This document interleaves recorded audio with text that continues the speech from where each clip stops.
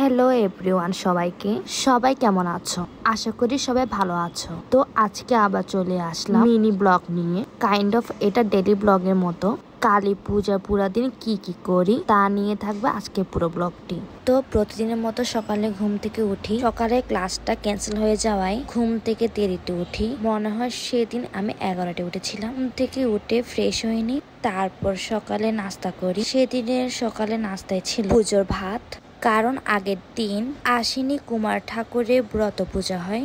ওই যে বলে না, আশ্বিনে রাধে কার্তিকে খায়, যে বর মাগে সে বর পায়।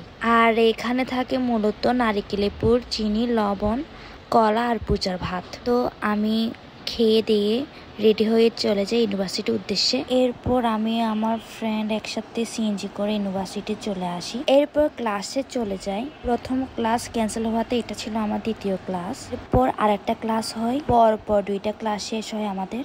ক্লাস শেষ করে আমি চলে যাই আমাদের জামাল খানের পুজোতে, যেগুলো কিনা আমার ইউনিভার্সিটির আশেপাশে। প্রথমে জামাল খানের এই পুজোটি দেখি। এটাকে মূলত সিঁড়িগড়া বলে। তো এখানে মায়ের প্রতিমার সাথে কিছু ছবি আর ভিডিওস নিই। আর হঠাৎ করে বৃষ্টি এসেছিল আর অনেক বজ্রপাত হচ্ছিল, যার কারণে আমি একটু ভয় পেয়েছিলাম বজ্রপাতের সাউন্ডে। আর এটা হচ্ছে প্রতিমাটির ভিডিও।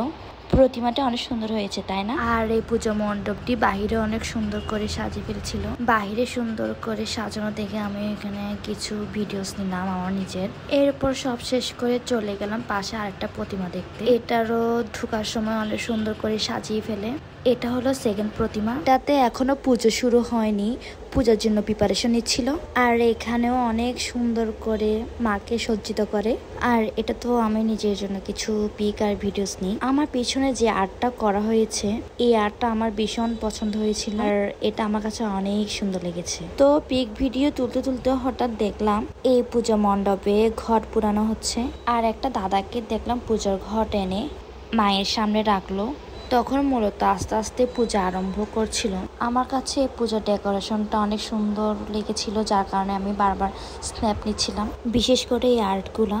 এরপর 2টা প্রতিমা দেখা শেষ করে লাস্ট আরেকটা ক্লাস ওইটা শেষ করি। তখন প্রায় বিকেল হয়ে যায়। এরপর আমরা ফ্রেন্ডসরা মিলে সিদ্ধান্ত নিয়ে দুপুরে লাঞ্চ করার জন্য চলে যাই দাওয়াত রেস্টুরেন্ট, যেটা কিনা জামাল খানে। আমি মূলত এটা আগেও ট্রাই করেছি এই রেস্টুরেন্টে।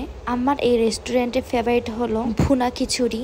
তো মেনু কার্ড দেখে চোখ বন্ধ করে এটা আমি আবার অর্ডার দিয়ে দিলাম, কারণ আগেরবার যে খেয়েছিলাম আমাদের ভুনা খিচুড়িটা বেস্ট লেগেছিল আর পরিমাণও অনেক বেশি থাকে। আপনারা একবার হলো ট্রাই করবেন। এরপর কিছুক্ষণ ওয়েট করার পর আমাদের ভুনা খিচুড়ি এসে যায়। 2টা অর্ডার করেছিলাম, আমরা ছিল 3 জন।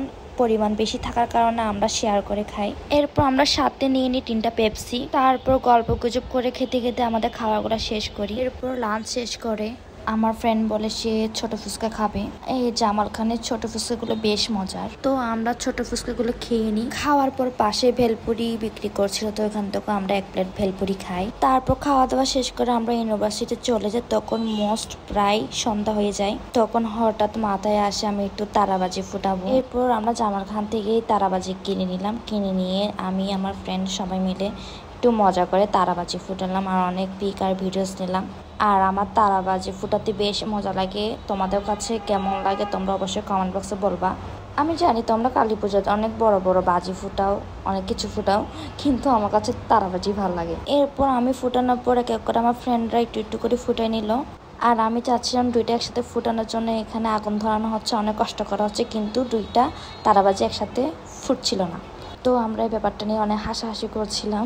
অনেক সাধনার পর 2টা হঠাৎ করে একসাথে জ্বরে উঠলো আর আমি তো মহাখুশি 2টা একসাথে জ্বালাতে পেরে।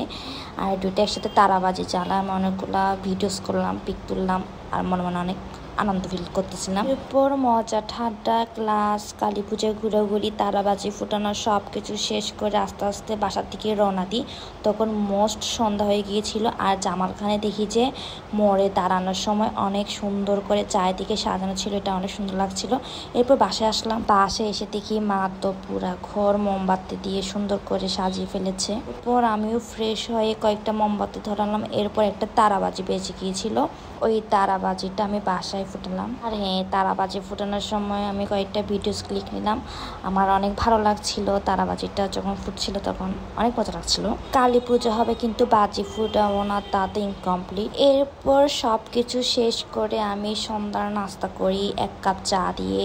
সন্ধ্যার নাস্তাতে 1 কাপ চা না থাকলেই নয়। তারপর কিছুক্ষণ পর মা দেখে আমার জন্য আমড়া কেটে রাখে, তো আমি ওইটা খাই। আমড়াটা পেকে গিয়েছিল, যার কারণে আমার কাছে খুব মজা লেগেছিল, কারণ আমার পাকা আমড়া অনেক বেশি ভালো লাগে। এরপর একটা চিপস ছিল, চিপসটা খাই। আর হাতে তো থাকে আমাদের ফোন। খেতে খেতে আমার ফোনের এডিট, রিলস এসব দেখতে দেখতে প্রায় 10:30 বেজে যায়। এরপর রাতে ডিনারটা করি, সাথে ছিল লাল শাক আর লাউয়ের তরকারি। খাওয়া দাওয়া শেষ করে আজকের ভিডিও এখানে শেষ করলাম। তো আপনারা জানাবেন আমার ব্লগটি কেমন হয়েছে। যদি ভালো লাগে অবশ্যই কমেন্টে জানাবেন, তাহলে আমি আপনার জন্য আরো ব্লগ বানাবো। তো আপনারা সবাই ভালো থাকবেন, সুস্থ থাকবেন। টাটা। আর হ্যাঁ, গুড নাইট সবাইকে।